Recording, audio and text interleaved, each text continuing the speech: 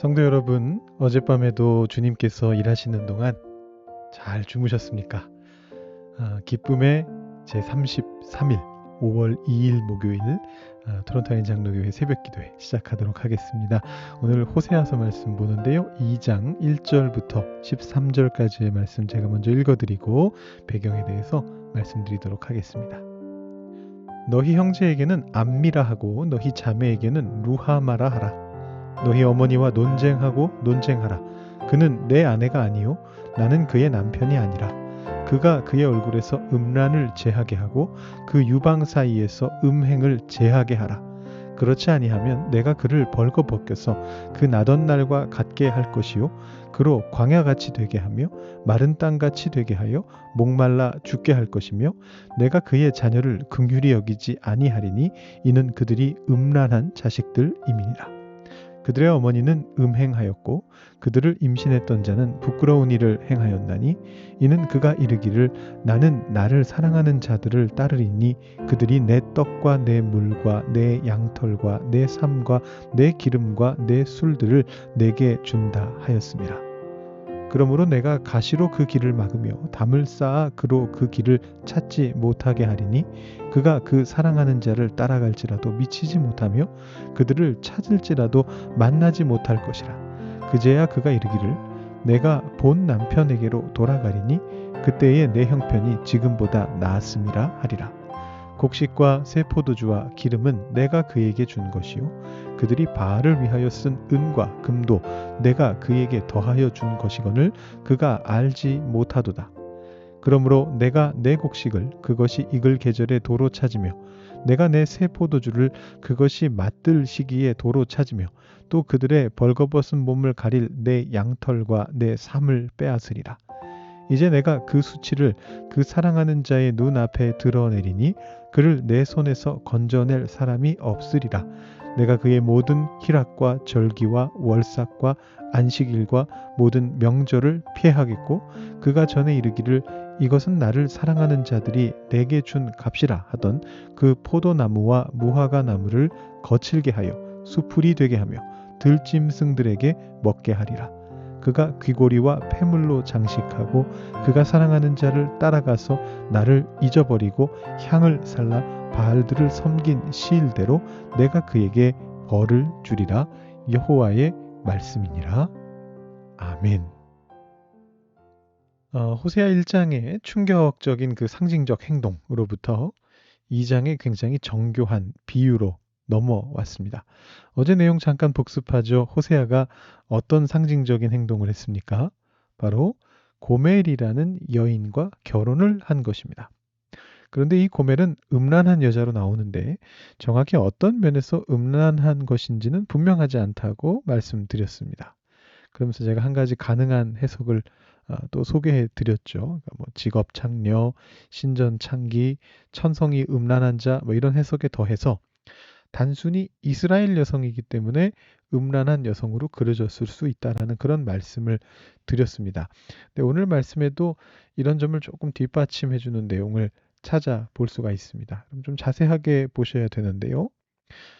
사실 2장 1절까지는 어제 말씀의 연속이라고 볼 수 있고요. 그래서 제가 어제 사실 다뤘었고 키버스로 2절부터 오늘 비유가 시작이 되고 있습니다. 여기 시작을 너희는 너희 어머니와 논쟁하고 논쟁하라 이렇게 시작을 하기 때문에 이것이 앞에 1장에서 이어지는 그 고멜에게 주어진 말이다 이렇게 생각하기 쉬운데 사실은 이 어머니는 이스라엘이죠. 무엇으로 알 수 있습니까? 바로 그 뒤에 그는 내 아내가 아니요 나는 그의 남편이 아니다 라고 말씀하시는 여호와 하나님의 말씀을 통해서 이것을 알 수 있습니다. 호세아가 아닙니다. 남편은 여호와시고 그 어머니는 누구냐 하면 그 아내는 누구냐 하면 결국은 이스라엘이죠. 그리고 나서 그 이스라엘이라고 하는 나라의 백성들인 이스라엘 백성 개개인들은 그 자녀들인 것으로 비유적으로 묘사가 되고 있습니다. 지금 1장에서 2장으로 얼마나 시간이 지났는지 모르겠지만 이제 막 태어난 아이들이 어머니와 논쟁할 수는 없겠죠. 여기서 말하는 이 논쟁이라는 거는 고발하라는 뜻이거든요. 어머니의 죄를 고발하라라고 자녀들에게 말하는데, 이건 이제 하나님께서 이스라엘 안에 거하고 있는 개개인의 사람들에게 너희 나라의 죄악으로부터 벗어나라라고 말씀하시는 걸로 이해할 수 있겠습니다. 이 비유 안에는 굉장히 다양한 당시의 사회상들이 아주 정교하게 들어 있습니다. 그래서 이걸 다 설명드리기가 좀 어려울 정도로, 오늘 이 아침 시간에는 다 설명드리기 힘들 정도로 아주 항목 하나하나마다 자세한 어떤 배경들과 내용들이 들어가 있는데, 다 말씀드리지 못하더라도 몇 가지만 좀 예시로 들어드린다면, 2절 말씀을 저희가 보고 있으니까 한번 2절 말씀을 보시죠. 이 2절에 보면 그의 얼굴에서 음란을 제하게 하고 그 유방 사이에서 음행을 제하게 하라, 이렇게 적혀 있는데, 이 얼굴의 음란이라고 하는 건 창녀들이 주로 쓰던 베일을 말하는 것입니다. 창세기에서 유다가 며느리 다말과 관계하게 될 때 다말이 베일을 쓰고 있었잖아요. 자신을 창녀인 것처럼 위장하기 위해서. 그래서 유다가 다말을 창녀라고 생각하게 되는데, 그래서 여기서 나오는 이 얼굴의 음란이라고 하는 것은 비유적인 의미로서의 성적인 행위를 말하는 겁니다. 근데 그 다음에 나오는 유방 사이의 음행이라고 하는 것은 이 가슴 쪽에다가 놓고 하나님이 아닌 다른 이방신을 섬길 때 사용하던 어떤 도구를 가리키는 것입니다. 그러니까 이 비유의 첫 시작인 2절 말씀부터 이 안에는 이제 앞으로 비유적인 의미의 성적인 묘사와 실제 이스라엘 백성들의 잘못된 신앙 행위가 섞여 나올 거다라는 걸 보여주고 있는 거죠. 그리고 실제로도 굉장히 정교하게 짜여져 있는데, 예를 들어서 8절 말씀에 보면 그들이 바알을 위해서 쓴 은과 금은 내가 준 것이다. 또 그들의 곡식과 포도주와 기름, 올리브유죠. 이것도 다 내가 준 것이다. 하나님 이렇게 말씀하시는데요. 여기에는 이제 당시에 어떤 가정 안에서 남편이 아내를 먹여 살려야 됐거든요. 이게 가부장제입니다. 그래서 일을 하는 건 남편이고, 그 남편을 통해서 아내는 이제 생활비를 받아서 살게 되는 것인데, 그러니까 결국 이 모든 것은 남편이 제공한 것이다, 내가 준 것이다 라는 어떤 그런 말 속에 이 가부장제에 대한 부분이 들어가 있고, 동시에 이 곡식과 세포도주와 기름이라고 하는 것은 그 당시 농경신인 바알신이 주로 준다라고 여겨졌던 물품에 해당합니다. 기름은 올리브니까요. 그리고 은과 금은 신의 우상을 만들 때, 신상을 만들 때 사용했던 물건들이죠. 그래서 어떤 그런 바알신 숭배에 대한 부분이 같이 들어가 있고, 동시에 바알은 남편이란 뜻도 있습니다. 히브리어에서. 그래서 이스라엘이 그들이 살아갈 수 있는 모든 것을 제공하는 진짜 남편인 하나님을 버리고 그 하나님이 주신 물건들로 가짜 남편인 바알을 섬겼다라는 것이 지금 몇 가지의 이미지들이 섞여가지고 상당히 정교한 방식으로 묘사되고 있습니다. 자, 오늘 말씀에서 우리가 무엇을 생각해 봐야 될까요? 오늘 말씀에서 우리는 우리의 착각에 대해서 생각해 보게 됩니다.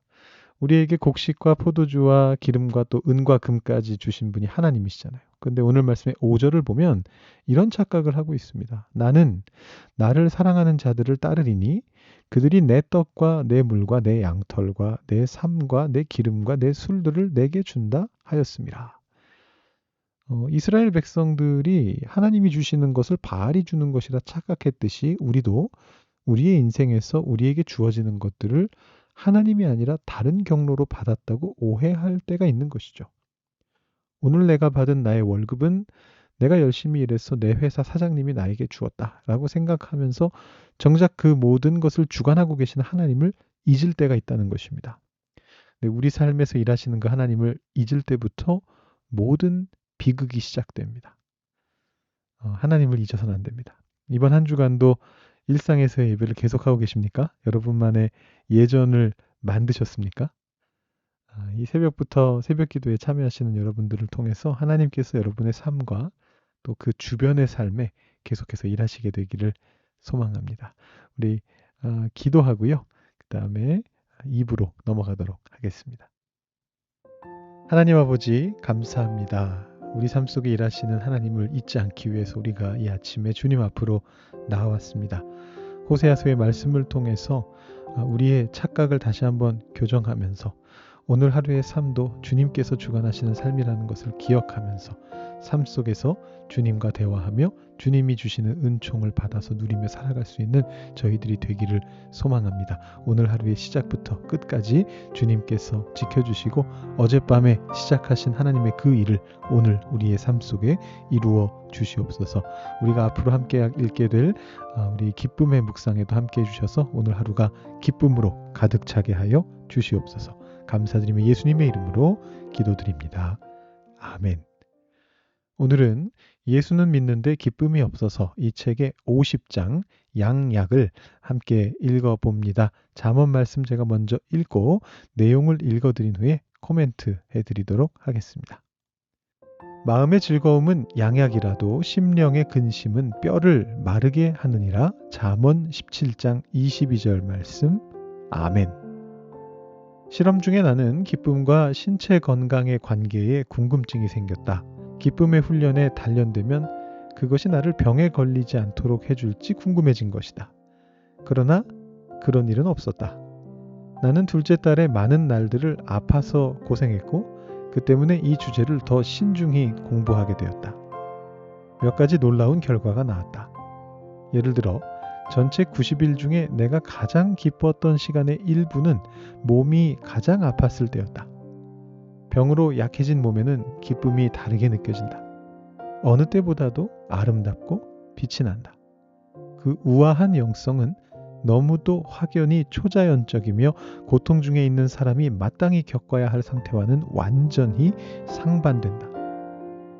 어느 저녁 가족 기도 시간에는 몸이 너무 아파 가족들에게 나를 위해 기도해달라고 했다. 직접 기도할 힘도 의지도 내게 없었다.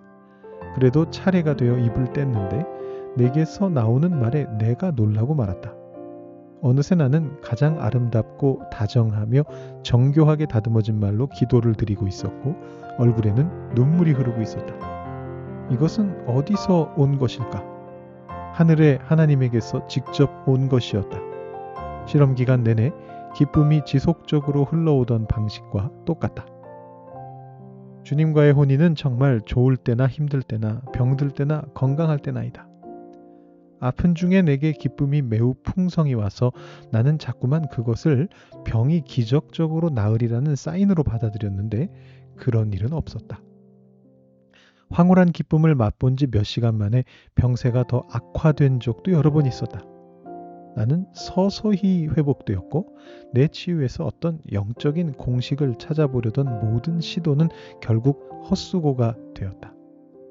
행복은 분명히 양약이지만 반드시 건강의 보증 수표는 아니라는 것이 내 결론이었다. 불치병을 앓으면서도 주님 안에서 밝고 행복한 그리스도인들이 있는 한 기쁨과 건강의 수수께끼는 내게 미결로 남는다. 협심증이 있는 한 친구는 만성적인 심장 통증처럼 우리의 신학을 바꿔주는 것은 없다고 말했다. 완벽한 건강을 내세우는 승리주의 신학의 문제점은 모든 인간이 조만간 죽는다는 사실 외에도 그것이 신자들을 두 등급으로, 즉 믿음이 커서 건강한 사람들과 믿음이 적어서 병든 사람들로 나눈다는 것이다. 내 기쁨의 신학도 똑같은 우를 범할 수 있을까? 내가 생각하는 차이점은 이것이다. 목표를 건강과 행복 중에서 골라야 한다면 반드시 행복을 선택하라. 몸의 건강에 지나치게 치중하는 것은 건강하지 못한 일이다. 그보다는 모든 상황 속에서 하나님을 영화롭게 하는 데 초점을 두어야 한다. 고통 중에 사람을 지탱시켜주는 것은 건강한 상태에 대한 희망이 아니라 주님을 기뻐하는 것이다. 덧붙일 말이 있다. 기쁨의 제자가 된 이후로 나는 전반적으로 전보다 건강해졌다. 마음의 즐거움은 양약이라면 기쁨과 건강은 분명히 관계가 있다. 그러므로 기뻐하라. 행복은 우리에게 잘 들어맞는다. 어떤 처지에 있든 우리는 행복할 때 신체적으로나 영적으로나 재구실을 더 잘한다. 더 깨어있고 생산적이며 남에게 유익을 끼친다. 기쁨이 좋아 보이는 것은 우리가 기뻐하도록 지음받았기 때문이다. 당신의 연료 탱크에 불행을 넣고 당신이 얼마나 멀리 가는지 보라. 그 다음에는 약간의 기쁨을 시도해보라. 친구들과 함께 웃고 아이들과 함께 놀고 마음으로 주께 노래하며 찬송해보라. 그러고 나서 당신의 뼛속에 다시 흘러드는 청춘의 활력을 느껴보라. 오늘의 묵상은 두 가지 서로 다른 듯이 보이는 그러나 연결되어 있는 묵상을 전달해 줍니다. 앞의 내용 거의 중반 끝까지 내용이죠. 거기에서는 기쁨이 건강의 보증수표는 아니다. 그렇게 이야기를 합니다. 어떻게 보면 당연한 얘기인데 본인의 경험을 토대로 해서 이분이 실험하면서 기뻐한다고 해서 병에 아예 안 걸리거나 병이 빨리 낫는다거나 뭐 불치병이 낫는다거나 그러지는 않는다고 말합니다. 그러나 그런 아픈 가운데서도 기뻐하기를 선택할 때에 오히려 하나님과 친밀해질 수 있음을 이야기합니다. 그러면서 이런 멋진 말을 했죠. 고통 중에 사람을 지탱시켜 주는 것은 건강한 상태에 대한 희망이 아니라 주님을 기뻐하는 것이다. 이거를 제가 읽으면서 저는 하박국서의 말씀이 떠올랐습니다. 3장 하박국서 3장 17절 18절 말씀인데요. 비록 무화과 나무가 무성하지 못하며 포도나무에 열매가 없으며 감람나무에 소출이 없으며 밭에 먹을 것이 없으며 우리의 양이 없으며 외양간에 송아지가 없을지라도 나는 여호와로 말미암아 즐거워하며 나의 구원의 하나님으로 말미암아 기뻐하리로다. 제가 말씀을 보면서 읽었는데도 저도 모르게 어릴 때 불렀던 찬양 가사가 떠올라서 외양간에 송아지가 없을지라도라고 읽었네요. 성경 본문에는 소라고 되어 있습니다. 여호와로 말미암아 즐거워하며 기뻐하게 된다. 안 좋은 일이 일어나고 있을지라도 그게 바뀌지 않는다 할지라도 이렇게 이야기를 하죠.